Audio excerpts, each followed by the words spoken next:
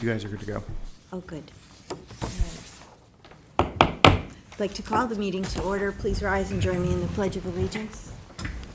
Allegiance to the flag of the United States of America and to the republic for which it stands, one nation, under God, indivisible, with liberty and justice for all. Okay, Madam Clerk, would you please call the roll? Certainly. Supervisor Moore? Here. Councilwoman McNamara? Here. Councilman Iacilli? Here. Councilman Powell? Present. Councilman Martell? Here. Thank you. All right, we're going to start the work session today with a discussion about amendments to Chapter 123, Building and Construction, regarding construction noise and other issues. And Sean McDermott, our Chief Building Inspector, is here with us. Why don't you come up and join us, Sean? Yeah. Good morning, Sean. How are you today? How's everybody doing? Good. A little chilly. Getting ready for the ducks. What's that? A little chilly out. Yeah, just gotta find my duck stamp somewhere. Good luck, they're all sold out. Crazy. I got it through the post office online. What's that? I got it online through the post office. Oh, really? Okay, that's good.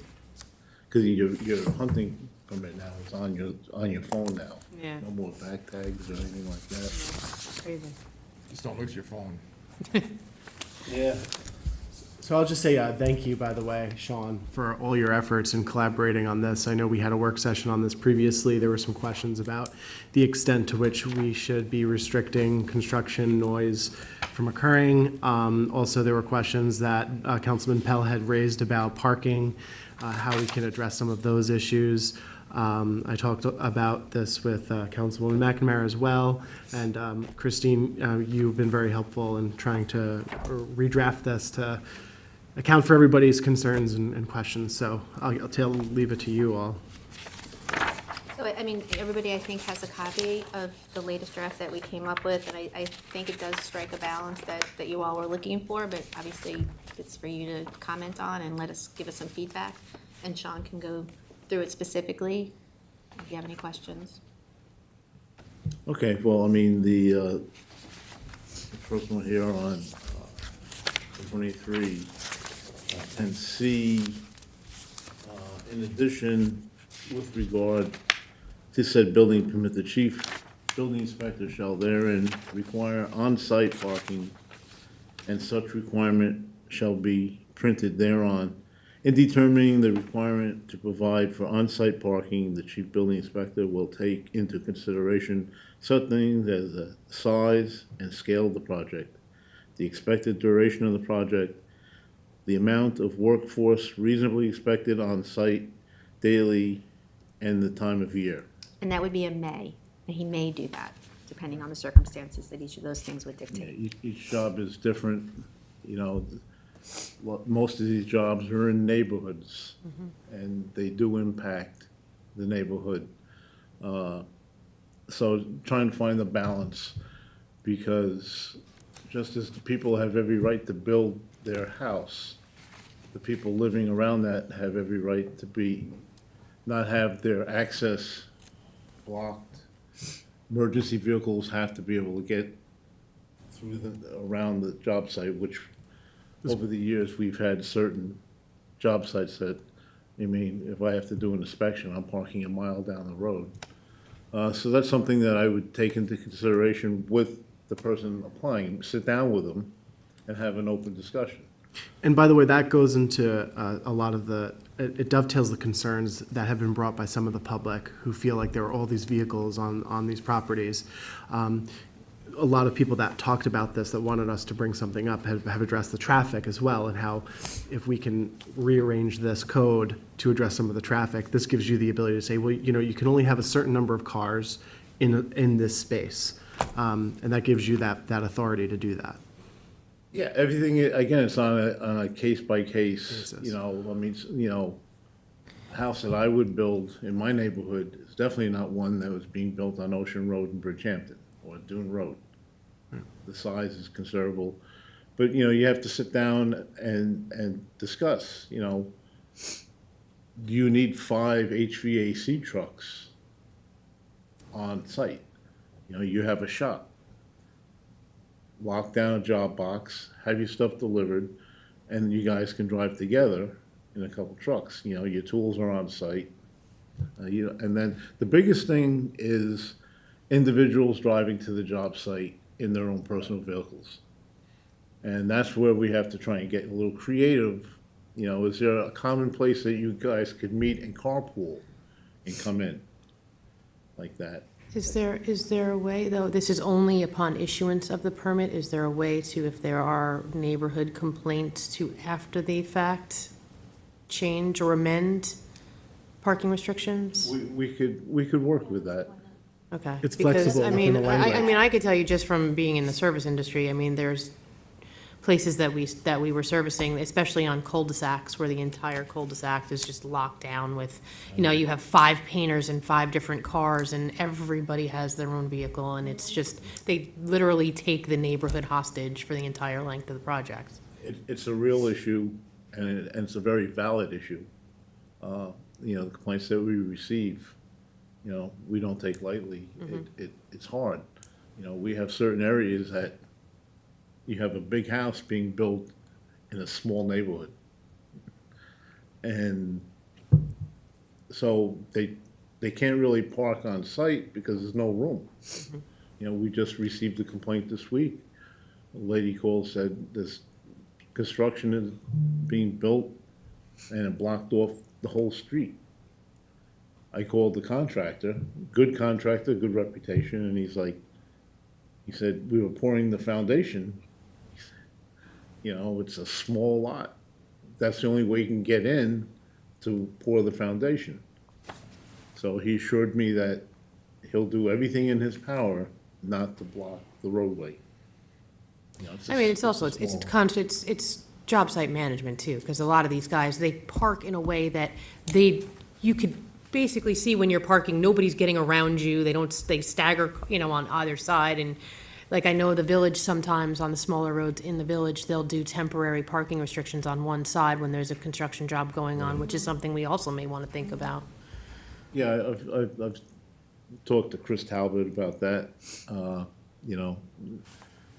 trying to glean other ideas of how other municipalities are dealing with this and try it. This doesn't allow you to override the parking restrictions, the way it's written, right? For me to override? Yeah, for you to say you can park on Dune Road while you're doing No, the project. I don't have that authority to do that. Okay.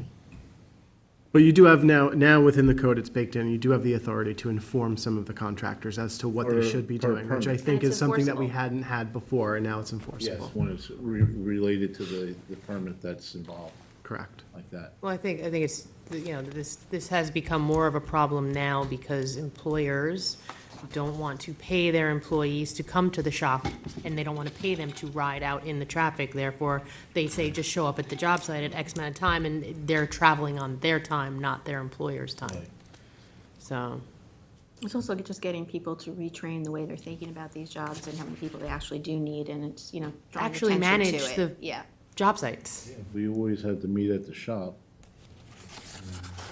I know a lot of places that still do that, so Yeah.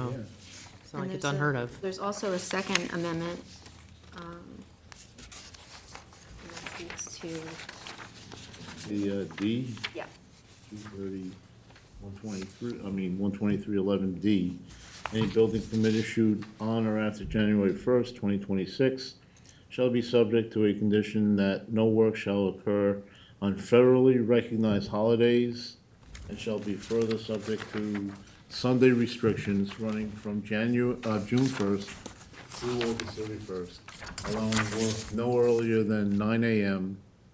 and no later than 7 p.m. for the months of June, July, and August. And I think that's a good compromise on noise on the weekends. We have a combination, we have, in this township, we have people that have to work and can only work on the weekends because they're working during the week. And so they're gonna be making noise, but then you have people that come out on the weekends and they wanna relax. And so the noise is bothering them. So I think this is a good mix, it meets right in the middle. And 9 o'clock, I think, is reasonable. And then you work, to 7, so I think that's a good mix, other than saying you can't work. because- I think that's fair. I think the only holiday in here that becomes an issue, that I know has become an issue for the service industry in the village, is Juneteenth, because it's on a Thursday. And it's a day when everybody expects to go to work. And they, it's a day, it's in June, it's, I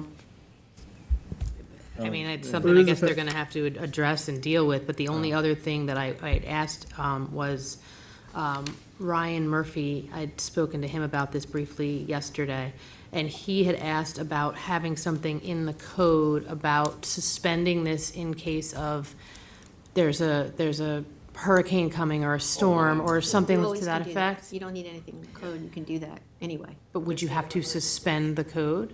Under state of emergencies, you can do whatever it is you need to do to get something done. Okay. If you want, I mean, we certainly can put something in there. I don't think it's He just said if it was like, if it was a prolonged thing, like after a hurricane, that the supervisor would have to every 5 days reissue that notice Yeah, he to did allow say them They're gonna to. have to do that anyway if Well, there's but things I you need to I was looking at the Village of Southampton's code, and it says,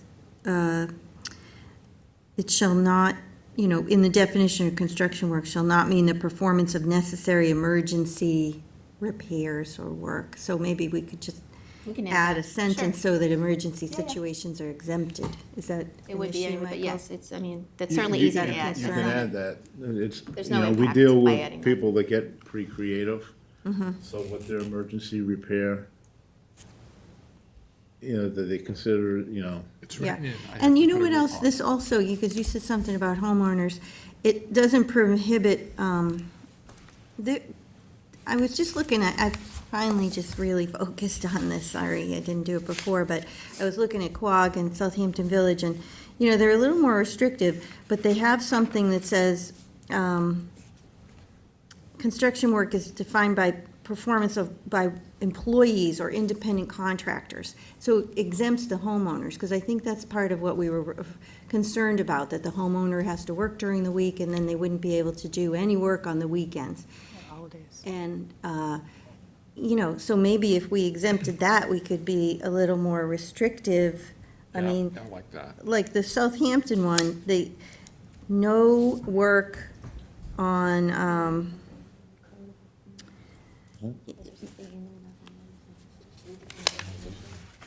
Because I thought we were just doing this on new construction, not on like if you're a homeowner that's putting a deck on your house or something like that. I thought this was just for new I have to construction. check in our Is definitions. that how it works? I feel like there's, in our definitions, it excludes homeowner projects from that, but I'm Might not already positive, because exempt that. I can look at that, but to the extent it's not there, certainly, of course, again, if, Councilman wants to add it, there's no Yeah, this issue with is, adding it. F talks about, this is, I believe, F addresses that this is new construction, within section, so if you're putting an addition on the house, could we make that new construction? I mean, 'cause that seems like almost, That is construction. that an is addition would be new construction? It would contemplate construction. It's all a matter of size, I think, is how they would look at it. But we have to go back and look at the definitions, and we can do Yeah, that. Do we have the definition of Interior construction? It's renovation, in the code, I don't have that.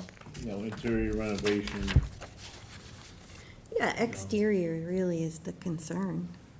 so, but, just having them start at 9 and end at 7, I think is a good compromise. Yeah, What is but it now? It's an hour Seven, earlier An and. hour earlier And an compared hour to the later. original noise. Yeah. here in the, like in the village, it's 8 to 6 during the week. And then on the Saturdays, 9 to 5. So they reduce it to 9 to 5 on Saturdays, and they prohibit on Sundays and federal and state holidays. But they're allowing, interior work and a contractor, and then a homeowner to do the stuff. So, I mean, if the board's not comfortable with being more restrictive, because I think when Councilmember Iacilli first presented, it was a little more restrictive, Yeah, but it then there was was. pushback. Well, it was And so- No work. This is ours, I'm fine with this, because it's just limiting hours on Sundays. I just want to be able to make sure that homeowners can work on their own houses if they're off for a holiday and they have the time to do it. Well, this has to do this is all through the building code, as it pertains to the permitting process, correct? This is very specific. I think the way this is even provided through the amendment is through a specific permitting process. So if you're doing work at home, like you're repairing your deck or something, that doesn't fall into this category anyway. Well, you still would need need a a permit. you would need a permit for that, depending on what you're doing. Some homeowners don't feel that they need a permit, but, Well, what I mean is like a repair, like you're putting in a new slab of wood or something just to replace a rotting piece, right? Is that, you need a permit for that? well, again, why is it rotting? And, a little slab of wood, well, is it a main carrier? Is it a girder? Or you know what happens? A lot of people want to replace the decking. They start taking up the decking, and all of a sudden they're like, So the decking leads to the framing of the actual structure that holds the decking on, and it morphs, and, now they're in it, so now they got a project on their hands. But, a small project, common sense thing, putting a piece of trim around a window, or, siding, and you don't need a permit for the rest replacement of windows. Right. So you could, something like that. So there is a balance, what somebody can do without a permit. Right.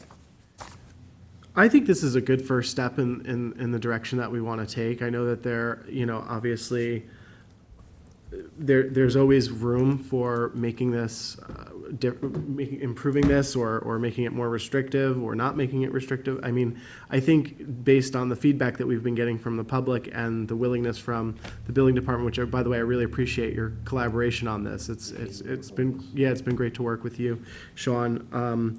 I think this is a great step in the right direction. I'd be in favor of setting this up for a public hearing. Should I add the language that was raised? Emergency language? Yeah. That's just with- fine. Yeah. Well, why don't we just talk for a few minutes about whether we want to say no Sundays and holidays during July and August? No work whatsoever. On Sundays and holidays. I know we talked about it and we were a little worried about it because of the homeowners, but if the homeowners are allowed to do the work, That's fine. the homeowners, neighbors yeah. are just like, this is the summer, this is when we're trying to enjoy the peace and quiet, and we don't want a house being constructed, and can't you just take one day a week off? If it's the homeowner and he's not having any employees, just himself and his family, He could do it, yeah. it's fine. I'm fine with that. I don't know, I mean, that's just a thought, or, reducing the hours So to could you, 9 to 6. I gotta be honest with you, having been a contractor, dealing with the public, trying to make a living, saying, no, you can't work on Sunday, when, They're just gonna get somebody else that will, that's all. Yeah, it's, Unlicensed. it's true. we're looking at, and rightfully so, you're looking at it from the homeowners.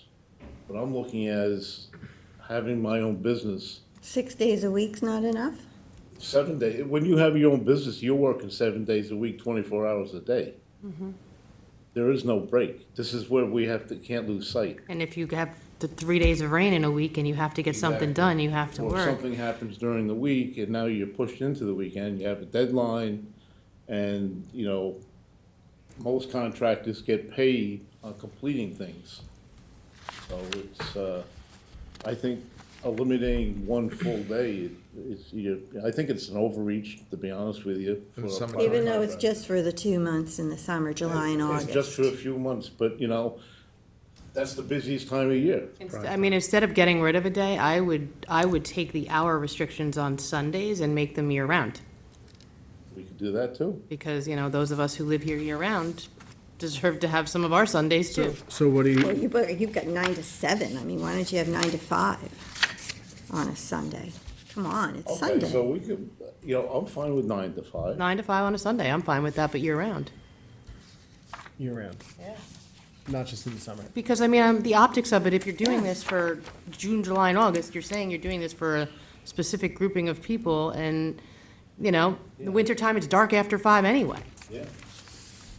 I mean, I'm fine with that. I just want to make sure the I'm building fine department's with going to be it. okay Yeah. with it. So I think that's that's all a year good- round, 9 to 5 on Sundays, Yep, correct? That's good. correct. And this is on construction projects. This isn't somebody Permitted- fixing their house or, permitted. Renovations, project. additions. Correct. It's I mean, I think when size we and scope. originally took this up, we were talking about limiting all work. The aim was like major construction projects, but the wording of the legislation may have needed some tweaks. And I mean, and that's why I think if we can word this where it's permits for new construction, you're talking about projects that are a lengthy duration, not somebody adding on a deck or somebody putting in a pool. It's a lengthy project where the neighbors really need a break from the noise and the, Right, Building of a new home, major renovations. major renovation. Well, I guess it depends on what's the definition of construction. We should have that. Are we Yeah, talking I'd have to about do that, but it exterior does- only? No, I believe it implies additions, renovations. It's really the size and scope of the project as opposed to what you're calling it. It's construction. But if you're putting a new commercial. roof on, that's not new construction, but it should be It limited. may be. Well, The now new when you roof say new requires- roof, Yeah, again, you're not required to have a building permit if you're reshingling your roof. The minute you touch the plywood underneath, now you're into the structure. That's what you- And then you have to meet high wind strapping with the ridge strapping, everything. Now you're required to have a permit.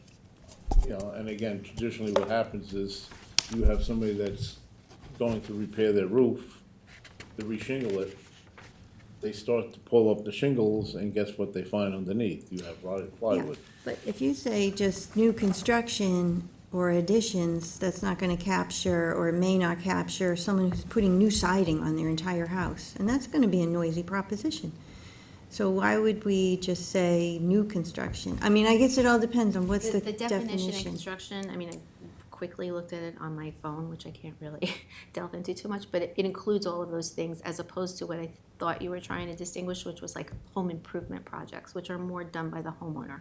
That's kind of the distinction.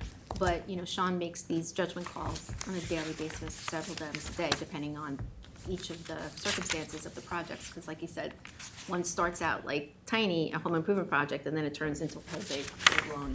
and I mean, let's Construction be honest, this is not gonna come to you until it's a homeowner that's been dealing with this for several days, and then they go, you know what, they can't do this on Sundays, let me make a phone call, and then they're asking you to come the following Sunday to shut, you know what I mean? So it's not like a homeowner doing something small is gonna get captured anyway, because it's probably a one-day deal, but, And people are fairly, I found people are fairly patient. I know my driveway has been blocked one day. I'm not gonna call anybody. If it happens every day, Yeah. then it's like, you get like, okay. So let me ask, just as a point of clarification, so we're gonna take out the Sunday restrictions. It's just gonna be a year-round restriction take on out- Sundays. We're gonna leave Sunday restrictions, but take it out June, July, and August. June, July, and August. It's gonna be a year-round Sunday restriction from 9 to 5. We're gonna keep the federal holiday restriction. If that's what you would Yes, like, yes, and I'm gonna add the language on the emergency exemption for an emergency Got it, situation. got it. And it's, in the federal holidays, you bring up a good point with Juneteenth. I personally, when I first started working for the town, I thought I was back in school, having days off. So many on holidays. holidays and stuff like that, having your own business. I work on Christmas. Listen, everybody, the reason why it was a problem in the village is because everybody went to work on a Thursday and didn't even realize Right. that they were working on a federal holiday, they were just working. They didn't intentionally go to work on a federal holiday, they just were working. Another Columbus Day. I mean, think about it, the stores are open, the delis are open, like as government agencies, we shut down because we recognize those holidays, but for everybody else, if you work in retail, you work in the food industry, you're working. Yeah. So you're basically telling one industry, you can't work that day. So 9 to 5 on Sundays all year round, is that where we landed? Mm-hmm. 9 I think to that's 5 fair. All year round, and no federal holidays. Okay, and, Doing no federal, oh, I know. oh, That was originally, Right, right, yeah. right, right. and then No work shall occur on exemption- federal. Right, no, I thought it was. Exemption for emergencies, and then, if you just give us the definition. Yeah, I will send that to you when I circulate the final draft. It's a start. Now, the emergencies, is that specific to just like state of emergencies? Or can we actually talk about if, God forbid, somebody needs an emergency repair? Is that what we're talking about? That's what we're talking about. Okay, So, I mean, so basically, You have a tree fall in your house. right, if something like that happens, number one, I usually get the call right, from fire marshals, or if code enforcement responded, I'll get a call, whether it's Saturday, Sunday at night, right, car into a building. yeah, So we have the building department, we have emergency building permits that we issue so that they can start forthwith any repairs that they need to do to make the property safe. And then it's for me to follow up with them to make sure that they come in and get the permits. We're not gonna have somebody go through the permit process, the lengthy permit, not lengthy, but whatever they need to do, they need to make it safe, and they need to stabilize it so that the people living there, understandable, yeah, or of a store, in a business needs to open, yeah. and they just had a car go through their front window. So if they have to do it on a federal holiday, they, Yeah. we'll give them that Safety permission. is gonna trump Right, everything. Necessary emergency repairs or some language like that. I think you just did that for the house down the road from me that had the car go into it. Yeah. so I think this is a really good first step. And I really appreciate, Sean, your And I appreciate you working with us. collaboration. Christine, thank you. Thanks. Thank Yeah. you. All right, Thanks, Sean. thank you. Thank you all. Everybody have a great day. You too. Thanks, Sean. And I'll recirculate. Okay. Thank you for your work.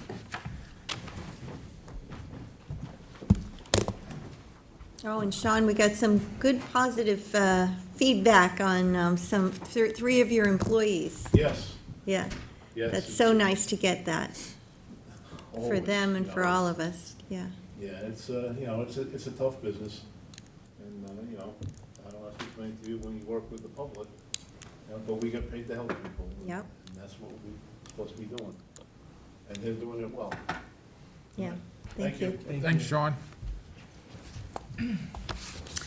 Well, I mean, we're a little bit ahead of schedule, so we could always do our reports. I don't know, let me just check with Janice and make sure the chief's not here already. Oh, is he here? Yeah. We can do the updates. Find them. Yeah, let's do our updates. Rick, did you want to get us started? Sure. Last Friday, we had a veteran ceremony at Hampton Bays Elementary School. They raise a flag in honor of a local veteran every month, but it's especially important on Veterans Day. So this year, they took down Pat Gunn's flag, and they put up one for Don Veek, who's a local volunteer. It was great to see him. I know he's been very involved with the Methodist Church and with the Legion itself, so it was great to see. I know everybody was there. It's always great to see the kids. I always used to like to bring in one of the little essays that the kids, wrote, but they were so beyond us. Like, I wanted to invite them here to read our resolutions. They would. What a great group of fourth grade kids. It was just awesome. So we got to follow that up. I know we were all on Tuesday at the American Legion for their ceremony. That's one that's very well attended all year. This year, Dave Agastribe was the keynote speaker, had probably one of the best speeches I've ever heard to really recognize our local veterans. Very inspiring Yeah, so speech. he did a wonderful job there, and it's a great group of guys there. Anytime you can support, the Hampton Bays Legion, it's something, we should all do. Tomorrow night I've been talking about it for a couple of weeks, is open mic at Nice Place Coffee in Remsenburg from 6 to 8, and it's for grades 5 through 12. So it's wide variety of entertainment, and the kids are so talented. It's a wonderful thing to attend. And last but not least, on Sunday in Hampton Bays, all the local organizations, the Rotary Club, the Kiwanis, the Lions, are all getting together and doing a food drive. You can drop off food at both King Cullen and Stop and Shop, and, it's a demand that's picked up in the last few weeks, and they want to make sure that our food pantries have enough food, including the one at Hampton Bays Schools. So if you have a chance, drop off a little something, or there's actually a QR code, so if you want to make a cash donation, you can do that also. Thank you. Yep. You want to take a break from the updates and, hello, Chief, thank you for joining us. You're here to talk to us about a few things, Handle with Care update, and then some grant opportunities. I can't, it's, what, November? Yes, yes, So I'll have to see what the month. I always can't wait. My till the brother-in-law end of walked into November. something and I went, November is Men's Health Month, and the police officers grow mustaches Oh, is that right? to support each other, and so I get roped into that as well. You have to lead by example. But I look forward to the end of November. So let me give you an update on Handle with Care. That's a program that you approved us to pilot back in April. And we did that for the end of the school year. And it worked really well from, April through June. There were 10 notifications from the police officers to the school district. And then, again, from September to now, there's been another 9 notifications to the school. So it's working well. It's something that we did informally before, anytime, just to give, briefly what it's about. Whenever a kid in our town, a school-aged kid, has some kind of traumatic incident that we're witness to, we would unofficially call the school, a teacher that we knew, a superintendent that we knew, just to let them know, this was happening. This is just more of an official way to handle it, and so less people fall through the cracks. And we're looking out for the kids that need the extra attention during the school day. So it's been going very well. That pilot was just Hampton Bays, and now we've offered it since then to the other school districts. So slowly they're everybody's busy, so they're coming around. We have the town attorney's office drew up 2 more agreements, Remsenburg with Denise Sullivan, and Bridgehampton with Mary Kelly, and those are in their hands at the moment to be signed, and then we'll get them back. But it's good. It's going well. It's going well. Of those, I think of those 19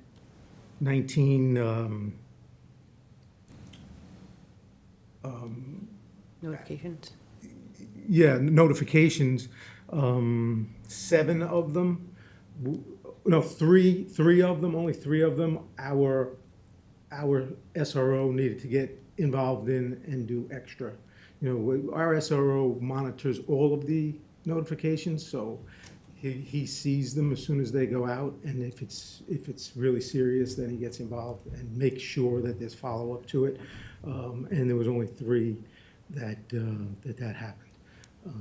We really don't know from the other side what they do, other than they do anything from just paying attention to that kid for the day, all the way to linking them to services that they may need. So, but that's on their end. So it's going well, and we opened it to all 8 school districts. So Tuckahoe has a change right now. The other superintendent that left, he wanted to get it rolling, so I'll meet with the new superintendent shortly. She has been around, so I think that she'll probably be looking to do it also. Mm-hmm. So that's what's going on with that. That's great. I Yeah. mean, it's so important to they get eyes on the child the next day to make sure they, just to be aware that the kid went through a trauma. It's worth pointing out, though, that we are one of the only police departments that do this, right, in the state of New York. Like many things that we do here, you know, yeah, we lead. We definitely lead. And like most things that we lead with, certainly that are successful like this, a lot of others jump on. And that's the goal. It's the goal. You know, since this inception, the sheriffs had taken this on, you know, and I believe that they should, because they are involved in civil evictions, and what can be more traumatic than losing your home or being kicked out of your home. So for that reason, I'm thrilled. You know, I see the sheriff on TV, you know, talking about this program, and it makes me proud that it started here. Yeah, actually, I want to commend you. I understand that this has received countywide attention. You had legislator Sanin, as well as, you know, County Executive Romaine. They're looking at this. They're very happy with this program. Yeah, no, it's caught on. Even Letitia James wants to make this statewide. Yeah, mandate. I went to a conference in Tennessee with Kim Laube and Hugs, and I went to one of the trainings that I went to was Tennessee. Basically, this is a state program. Yes. And the and state Virginia runs also. it, and they showed all of the counties that were involved in Tennessee, and they have expanded it to where the Handle with Care program is partnered with their state agencies that do the follow-up, and then they have, these kids can go to camps. I mean, it's this whole amazing, you know, program. And when I went up there and I said, I'm like amazed at how big you've expanded this. I'm like, we just started this in our district in New York, and they were amazed that a state like New York hadn't fully embraced this and done it as a state thing, so. It's also helped us to gain traction with our relationship with the schools and do more things. And just the communication alone and gaining the confidence of the educators. You know, it's not always, it hasn't always been a tight relationship between education and police, you know, and now they're trusting that we're not there to lock up kids. We're not there for criminal investigations. We're there to Support the community. serve that community like they are. So that's brought us to a place where all of our superintendents, all 8 of them, wrote letters supporting a grant application that we just did. You know, Sergeant Josiah Hoshler, he's doing our grants now. I call him a kid, but he's truly amazing officer. And they all supported this grant application. What this is good. You know, I'm pretty optimistic. This is $800,000 over 3 years. And I just asked him this morning, when can I tell them we're gonna get an answer soon? And he said 2 months, so we'll still cross our fingers for that. But this is for behavioral threat assessment in the schools, and this money will be used for a number of different things. One is the mental health connection. So it will be paying the hourly wage of the clinical social workers who will be doing the behavioral threat assessment for us. It will be paying for when we pull police officers off the road and put them in schools, because right now we do have 2 school resource officers now, full-time, but we also pull police officers off the road to teach DARE. And we eat that when they're not on the road. So this grant will pay for that backfill. So we could do more of it, we could pull more off, train more in DARE, and this grant pays for that backfill, as well as a number of other things that it's gonna pay for. A crime analyst that will be combing through social media and helping with the behavioral threat assessments. We pay for that as well. But that's still, you know, we're gonna be talking more about that, because that's really just crossing my fingers to see if we do get that funding. It's been supported by a lot of people, so I'm hopeful for it. And when the government opens, maybe they'll read the application and see, and make a decision on it. Let's hope we get it. And hope we get it, yeah. Well, that's all so amazing. I mean, I'm really glad that you had such a good experience in Hampton Bays, and you couldn't have had a better partner than Lars Clemens. And now the other schools are interested, or at least 2 of them now. But even if all 8 sign up, it's not a burden on the police department, right? It actually makes things easier. It's no cost to us. The Hampton Bay School District developed the QR code themselves. So the technology they developed, it's in our cars. Everything was in our car already. We already had a smartphone in the car. So now it's just a QR code that they developed. It's streamlined. The officer just downloads takes a picture, scans the QR code, and picks the school district, and the school now has the notification. So then the program and procedure that was in place in Hampton Bays is being replicated for the other school districts? Yes, it was set up already. Now it's just a matter of, now they're getting the notification. Got it. It was great. already set up that way. And the concerns that some people had about the students' privacy, that nothing has come of that, right? It's not No, an issue. The school doesn't even get the name of the student. They just get the address where something occurred, where a school-aged child was exposed to some kind of trauma. They do on their end, they look up, all right, what kids do we have that live at that address?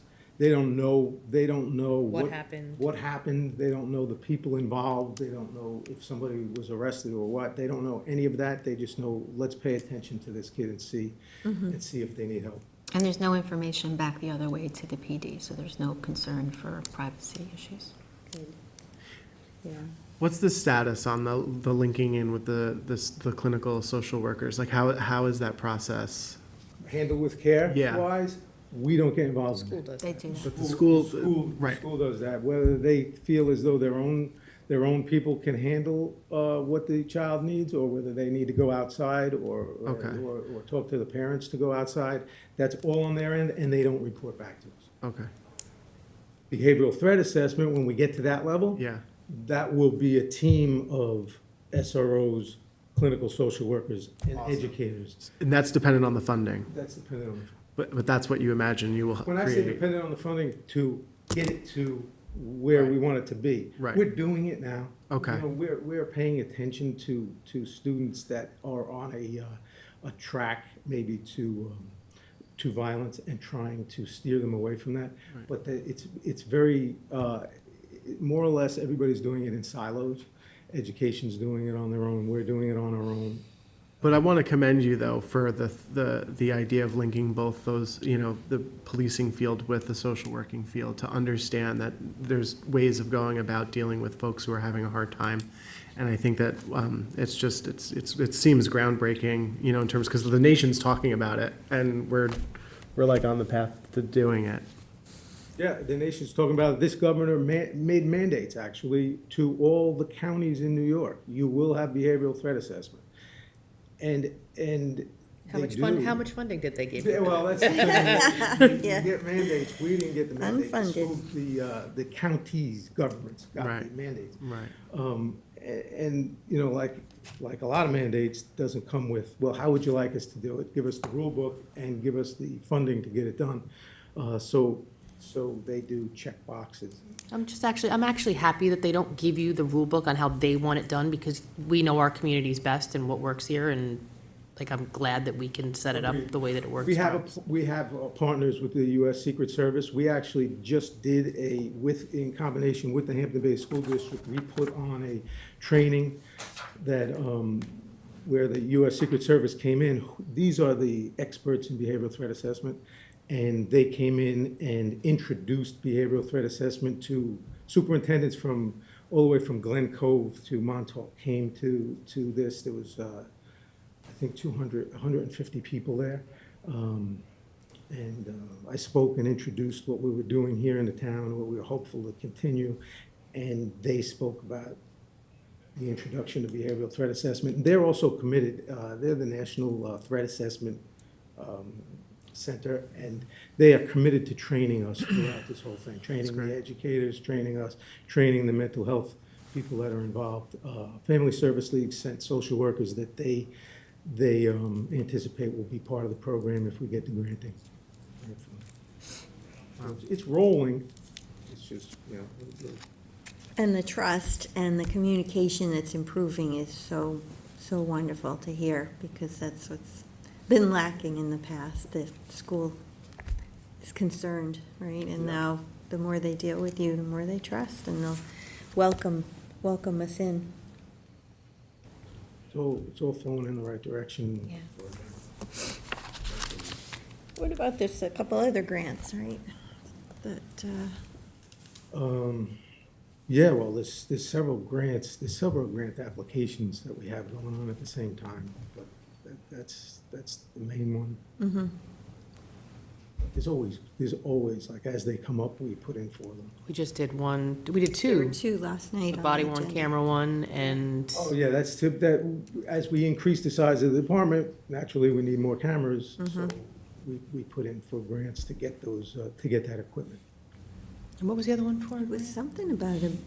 That was a juvenile. Juvenile, Yeah, the juvenile, Services, some service. I don't remember exactly. That maybe that help with our youth court. I mean, it's good that we're doing all these. Yeah, it's great that you're aware of all these grant opportunities and jumping in. Yeah, like I We're said, happy to support you. Sergeant Hochler is on the ball. Great. Give him my regards. That's wonderful. Well, let us know if there's anything we can do to help. We want to support you. And, 'cause, we're very proud of you and the department and all you're accomplishing. So don't hesitate to ask if you need anything. I'll keep you posted, thank you. Okay. Thank you so much. Good? Yep. Thank you for coming in. Now we're still pretty ahead now. Were you finished? I'm Rick? done, I'm done. All right, thank you. I'll be quick. Bill?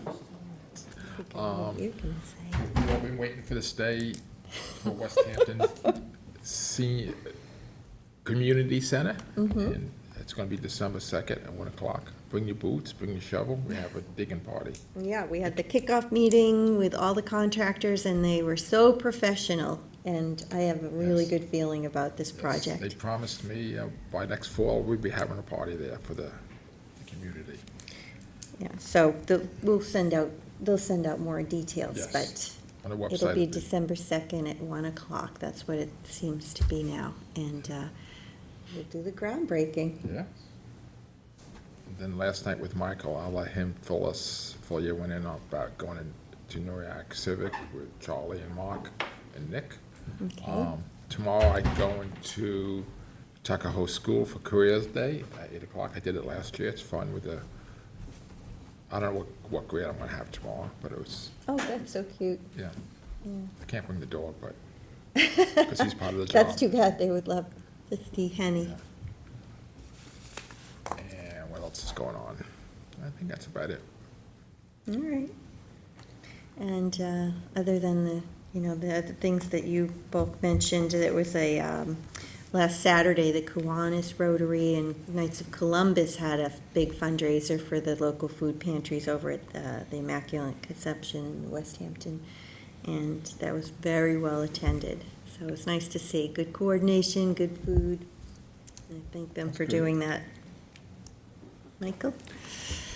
Yeah, so this past week, we had the Sustainability Committee meeting. Councilman Pell and I had Ryan Murphy to attend to discuss some of what he came to our work session to discuss about complaints, numbers of complaints, and so on and so forth. The Sustainability Committee is obviously very interested in the leaf blower law. One of the things that we did, of course, was instead of necessarily changing the law, making it more restricted, let's find ways we can actually inform people of the law as is. Because what we found was that there's just people who don't even know that the law is on the books. So we did a lot of outreach through Ryan's office, CRC, and Ryan came to the Sustainability Committee and just talked a lot about how outreach has impacted complaints. And we've seen a reduction in complaints on the leaf blower issue. So we're seeing that the outreach is working. This year, we're going to be talking about, this upcoming year, we're going to be talking about how we improve that outreach and make it even more,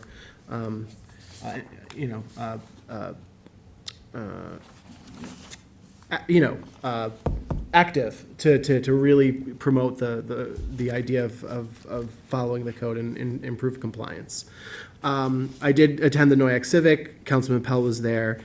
And Charlie gave a great presentation with Nick Jimenez on the pedestrian safety improvement project, and talked about the town's considerations with respect to the TAP grant versus the pursuit of doing the project in-house.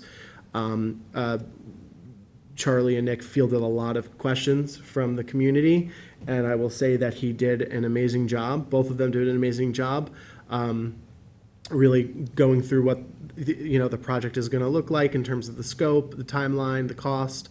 And it seems like people are very, very happy. And I will say that the Noyak community, especially the Civic, is very pleased with how responsive town government has been over the last couple of years. They love what Charlie's been doing. They love that Noyak Road's been repaved. There's so many great things that they're very happy about. And they're also happy with the town board. And they all expressed their thanks to all of you. So.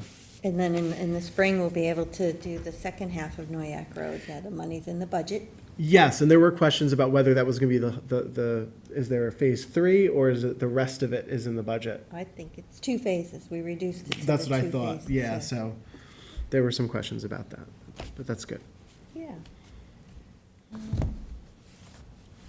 Charlie didn't Sorry? know that, about the, It because I was hope brought up there's as a not question. misunderstanding. It was brought up as a question, and Charlie said it depends on what's in the budget, so Yeah, I think that was just a question, but it, again, didn't matter. I mean, people are very happy with. yeah. I mean, the how things request are moving was for forward. 1.3 million to finish Noyak Road, so I was under the impression that it was the rest of the road. Yeah, Hopefully, that's the case. okay. Thank you. Well, that's good. That sounds like a positive meeting last It night. was a very positive meeting. It was very good. And I did ask Jim Burke to get a resolution to us for the authorizing me to sign the decline of the TAP grant. Yes, I also said that we haven't made an official decision. I know that that's what we're talking about. We're going in that direction, but I also wanted to Yeah. wait to see until an official decision has been made. Thank you. Mhm. All right, Cindy. So I just have, in addition to on Friday, the Hampton Bays Veterans Ceremony and the Veterans Ceremony at the Legion on Tuesday, on Monday morning, I did attend a ribbon cutting for East Quogue School's Hallway of Heroes. It's something that they have done. It's actually a really great project. It's actually turned out really beautiful, where it's their whole entrance hallway on the side of the building where all the kids come in out of the car loop. Is now dedicated to veterans and first responders. I was there with Councilman Schiavone to do the ribbon, Assemblyman Schiavone, to do the ribbon cutting, and then it was actually like a whole, they had us at 8 o'clock in the morning, and then they had breakfast for the veterans, which was really nice, and then at 9:30, they had a school-wide assembly, which County Executive Ed Romaine and Congressman Lalotta also attended to honor our veterans. It was a really nice ceremony, actually nice 2 ceremonies, and it was a great day, and, I want to thank them for recognizing our veterans. Very nice. Yeah, people come out. And I think, every Bill, you went to hamlet. Tuckahoe, right? Yes. I just remember that when you said that, I went to Tuckahoe and with the kids, I actually brought my granddaughter. I saw her in the picture. And she marched right with the other kids. The kids did a wonderful job. Very independent. It was a nice ceremony for the vets. Well, good. A bit windy, but it was nice. Does anybody have anything else they want to mention? All right, then I move to go into executive session for some confidential legal advice and a litigation update, and then close. Second. All in favor? Aye. Thanks, everyone.